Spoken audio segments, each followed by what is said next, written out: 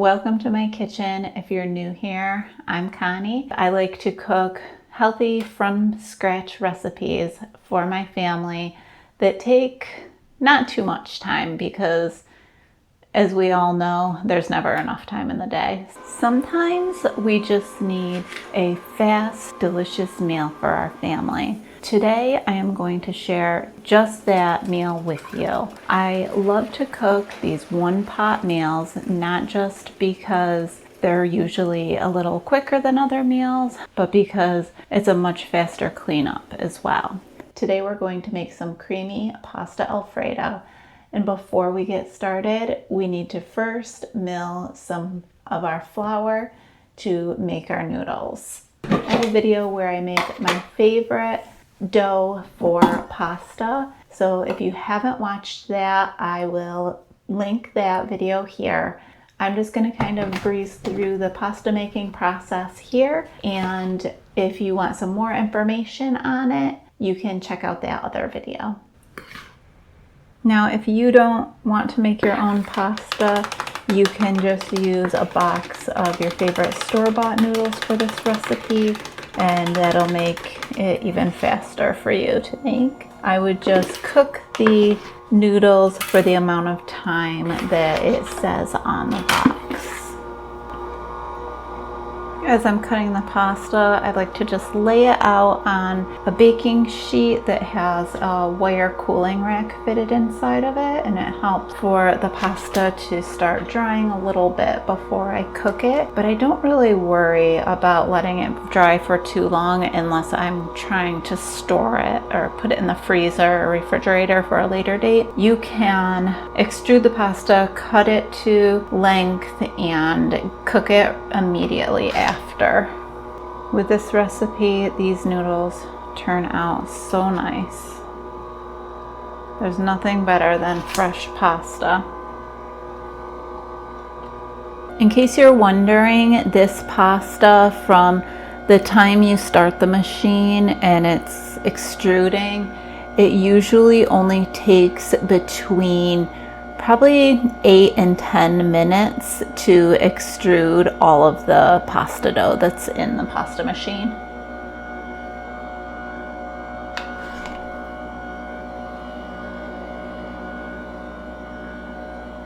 And there's just a very little bit left here, so I'm gonna just let this continue running, and it's not really coming out very quickly, so I don't have to stand right here watching it. And now I'm going to go over to the stove and start getting the food on the stove started. I'm going to be making this recipe with all dried seasoning. If you want to go ahead and use fresh onion, you can dice that up and cook it in the butter at the start, or if you want to add some fresh garlic, you can go right ahead. It'll be delicious. But today, just to make it quick and easy, I'm going to be using all dried herbs. I'm going to measure all of them right into this cup, and then I can dump it right into my pan as soon as my butter's melted. The first thing I'm going to put in is a teaspoon of garlic powder. I usually go heavy on the herbs, so I'm going to say a heaping teaspoon of basil. And then I don't have any dried oregano left, so I am going to go ahead. I pulled these stems off my oregano plant the other day, and they've just been hanging in my kitchen. So I'm going to just grab whatever I have left on these and just kind of crumble them up into my measuring cup. And the same thing, I usually use about 1 to 1.5 teaspoons of dried oregano. And if you have fresh oregano or fresh basil, fresh parsley in your garden right now, go ahead and use that. But because it's pouring rain and I didn't bring any other herbs in today, this is how I'm cooking my dinner. Next, we're going to use a teaspoon of onion powder, and then I'm going to add in about 1/4 teaspoon of red pepper flake. If you like this really spicy, add in a little more. If you like it not so spicy, reduce that amount some. I have a 3-quart pan here that I have on medium heat. I'm just gonna get it a little warm, and then I'll add in about 3 tablespoons of butter. And then once that butter starts melting, we're going to add in all that delicious flavor that we measured out. While this is heating up, I'm just going to grab out some heavy whipping cream and some whole milk to make our sauce with. And I'm also going to grab about 5 cups of water. All right, our pan is getting hot. So I'm gonna grab about 3 tablespoons of butter, add it to the bottom of my pan, and we'll get that melting. All right, our butter's just about melted. Now I'm going to add in all that flavoring that we measured out earlier, and I'm going to get that started cooking right in our butter. If I was going to use fresh onion, I would have diced that up and thrown that in the butter right now before adding in the rest of our spices. And I would just let that get cooked down a little bit first, and then add our other spices and get those cooked for maybe 2 or 3 minutes. I like to take my cream cheese out of the refrigerator and let that and the milk and heavy cream come to room temperature before I add it into the pan to start making my sauce. All right, this is cooked up nicely. I'm gonna slowly pour in our water. And then I'm going to turn up the heat and get this water boiling. Now that I poured my water out of here, I'm going to go ahead. I'm going to measure out about 1.5 cups of milk and about 1/2 cup of whole milk. If you want to make this a little lighter, you could use 1/2 and 1/2, or you could also use all whole milk for the recipe. I like to keep stirring it around just so it doesn't get anything stuck to the bottom. We have our water boiling. I'm going to turn it down just a little bit. And first I'm going to add in a teaspoon of salt. Add it slowly because you don't want that water to overflow. And now I'm going to start adding my pasta in.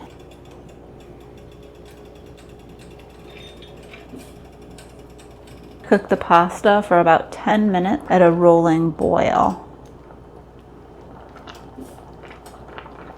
If you're using a store-bought pasta, go ahead and use the time that they suggest on the box. Since this is a shallow pan, I do need to move the pasta around a little bit just so it stays covered and so that nothing sticks to the bottom of the pan. Before I add in my milk and my cream cheese and my Parmesan cheese, I like to turn the temperature down on the noodles a little bit just so they're not boiling so hard, because we don't want to scorch the milk when we pour it in. You can see the sauce is really starting to thicken up now. Now, if you wanted to add spinach to this meal, I would go ahead and throw that right into the pasta now and just let it cook for the last couple of minutes right in the pasta. We usually like to have peas with ours, so I'll usually cook them on the side so we can go ahead and just add as many as we want onto our dish. But you could also just throw a couple handfuls of peas right into this to make it a true one pot pasta. You could also cook some broccoli to go with this. That would be delicious, but go ahead and have whatever type of veggie you want to go with this delicious, creamy, one pot meal. Now, usually I would go ahead and go out to the garden and grab some parsley, but since it's pouring, I'm not going to. So I'm gonna grab a couple of tablespoons of dried parsley and throw that on top and get it all mixed in, and it just adds that nice fresh taste to the pasta. I'm gonna grab a little bit of this and just give it a taste test to see if we're ready.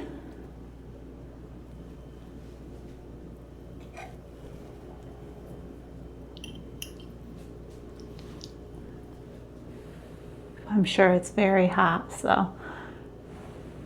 I'll blow on it for a minute.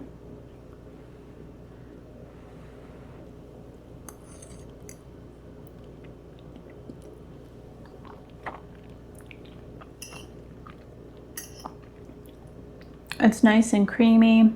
It has a lot of spice to it from those red pepper flakes that we added to it. And I think once we have our vegetable made up and add it to this, it will make a delicious dinner. Starting from scratch, we made our own pasta from fresh milled flour. Then we made our own Alfredo sauce, and it only took us about 30 minutes to complete this dinner. So you can't beat that.